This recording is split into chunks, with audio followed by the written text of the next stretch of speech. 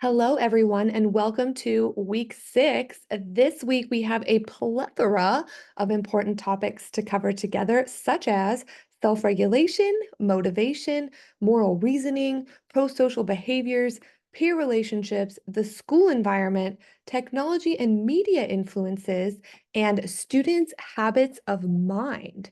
As you scroll down to look at our instructional materials for the week, you'll see that you have the opportunity to read chapters 13 through 15 in our class text, as well as an interesting article that lays out 16 healthy habits of mind. As we continue through the week together, want to point out to you that this week is a little bit unique in that we have 2 discussion board posts for this particular week. Discussion board 7 is going to allow us to dive a little bit deeper into self-regulation and habits of mind. So specifically, you're going to have the opportunity to think about the 16 habits of mind article that you read for the week and to identify one of those habits of mind and discuss why you feel it is either one of the most important or one of the most lacking self-regulation habits that you notice in students. And please make sure to remind us of your grade level and your students' general contextual information in response. And so again, you'll refer to that article as well as at least one other scholarly resource to support your specific ideas or stance. So looking forward to collaborating with you around that. You'll also have an opportunity via discussion board 8 to dive a little bit deeper into some conflict resolution strategies. So you'll do some reading and research on the topic of conflict resolution strategies. And in one paragraph, you'll describe a situation, real or hypothetical, where you are on scene or called in to facilitate conflict resolution strategies between 2 or more students. As you consider your response, consider such things as peer relationships, some age-appropriate strategies that you read about or that you're familiar with, and whether or not and when to involve additional support team members in those types of situations. So also looking forward to learning from you and you learning from each other through that discussion board as well. In terms of the assignment for this week, also a little bit different than our typical routine. So assignment number 4, as we've mentioned throughout the course, is a group assignment. And your deliverable is going to be a group Prezi presentation where you put forth a 3-point program. So let's dive into the instructions around that assignment in a little bit more detail, and then I'll show you exactly how you can find your group members and how you can work to collaborate together within the Canvas space as you put together this end product. All right, so assignment number 4, in groups of 2 or 3 students, which I've already randomly assigned for you, you're going to create a Prezi presentation that meets the following criteria.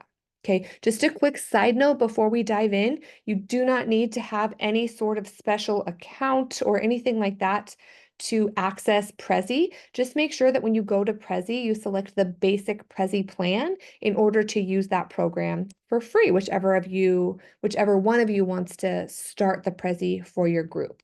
So here's what we'll do. You're going to create a group Prezi in the form of a 3-point program that addresses the following.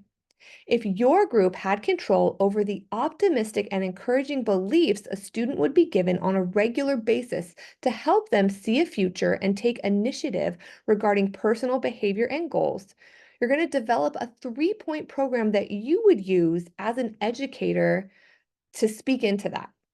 Okay, so organize your ideas as a platform for students to realize their true value and potential and to show them that you really believe in them. Tell us why you chose the 3 points. Here are some examples of points that you could use. Character counts, be kind, you are valued, any other thing that you've come across in your professional experience, any other thing that you researched that you think would be a good fit for this particular student need. And explain to us how they would be encouraged within your overarching program.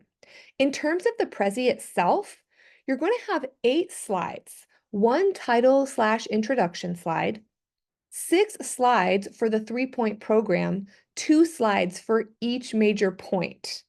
and one conclusion slide for a total of 8 main slides. So quick note here, a Prezi slide should refer to a main switch, and within each of those, you might have multiple subslides if you'd like to include additional information, okay? Please include an introduction that's appropriate to the intended audience and share the purpose of the presentation to deliver your 3-point program. Talk about the need that it's going to address, okay? Display original ideas that are consistently and logically developed with clear and insightful connections among them. And then please include a conclusion that points back to and supports the overall purpose of the presentation in a clear, concise manner. For this particular assignment, you'll use at least 3 scholarly resources. Please include in-slide citations, if you will, as well as a list of references as the final slide in your particular presentation, like we talked about. And you're welcome to incorporate a variety of additional source materials that support your work on this particular assignment. As always, please feel free to present clear, colorful, and concise information. Include visual aid choices that are imaginative, memorable, compelling, and enhance the effectiveness of the presentation. And then utilize rich and engaging presentation tools and look for a way to incorporate some multimedia elements if you so choose. Only one person in your group is going to submit your group's Prezi in the submit assignments area on Canvas. That should say Canvas there on that handout. And so please just make sure that all of your group members' names are listed on the introduction slide along with the course name and number and the title of your presentation. Okay, so just a quick note about group project protocol. Just want to point out to you that this is not my personal protocol. This is actually Concordia's protocol that we're all following together. So as you begin to collaborate on this assignment, please use the group discussion board, and I'll show you how to access that in a moment if you haven't done so previously, but it's located under the Groups tab. So just a moment and I'll take us there. Use that when you're collaborating so that I have an opportunity to check in and see how your group's progress is coming along, okay? Another rule that Concordia has is that all the groups need to maintain consistency with the number of students in each group. So you'll see that there are 2 to 3 students randomly assigned to every group per that particular protocol. I did set you up randomly per the CUI protocol.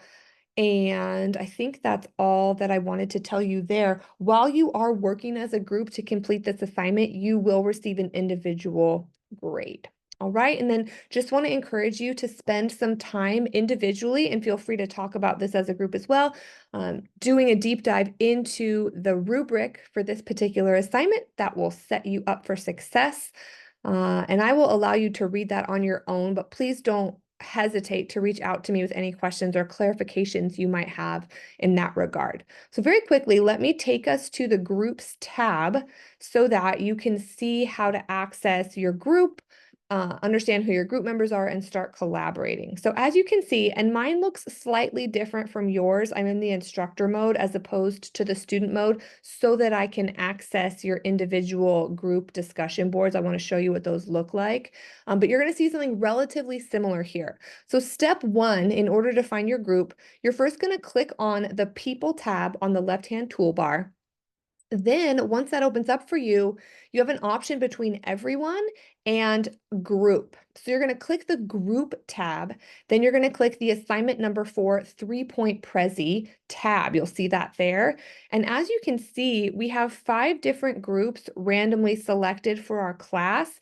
The system randomly selected a group leader, and that's indicated by a little person icon next to your particular name. So let's take a look at group number 1 as an example. If you click the arrow to the left of your group, you're going to see a toolbar open up with every single one of your group members, as you can see here.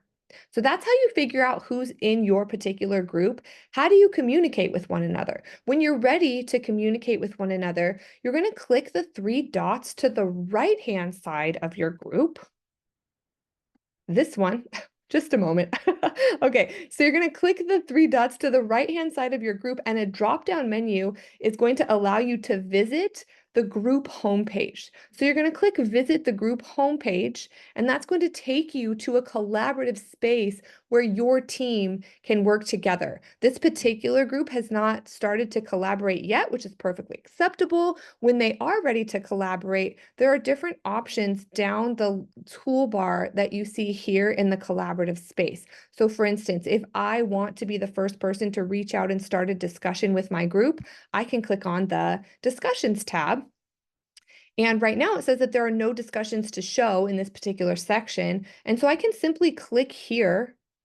I can put a title, which can just be hello, everyone, or whatever friendly thing that you want to put there. And then you can literally just use this space to communicate back and forth to one another in writing. Okay, so that's how you're going to use this collaborative space to plan out who's responsible for which portions of the assignment, how are you all working together, what are you working on, etc. All right.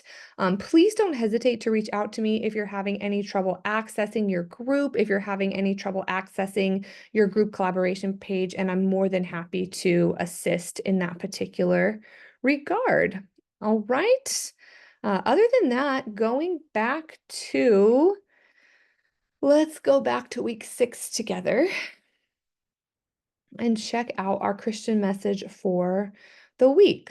So as you move into the upcoming week ahead, just want to encourage you to think with me about 1 Thessalonians 5, verse 11, which says, "Therefore, encourage one another and build one another up, just as you are doing." So as I'm sure you experience in your daily life, as I do in mine, we have the opportunity through this vocation to collaborate with so many different individuals and so many different groups of individuals, whether it's our students, our colleagues, our families, parent guardians, community members, and want to encourage you this week as you get to collaborate with a new group of folks in this particular assignment number 4, that you would just have an amazing time getting to collaborate and build each other up, be positive and professional as you learn about something new and create an amazing 3-point program that hopefully you would be able to even implement at your own school site should you so choose in the future. Please know that I am thinking about you. I don't know if you're anything like me, but I am definitely doing the struggle right now with all of the different hats that we wear as educators and in our personal lives and in our friendships and all of these things. There's just a lot going on during this busy season. And I hope and pray that this particular assignment is going to feel very meaningful and relevant for you, and that you're going to have the opportunity to collaborate with some really wonderful folks that are part of this class experience together. So I am keeping you in my thoughts and prayers. As always, I am here to provide any sort of support as you move throughout the week, and I look forward to interacting with you via the discussion boards this week. Have a great one.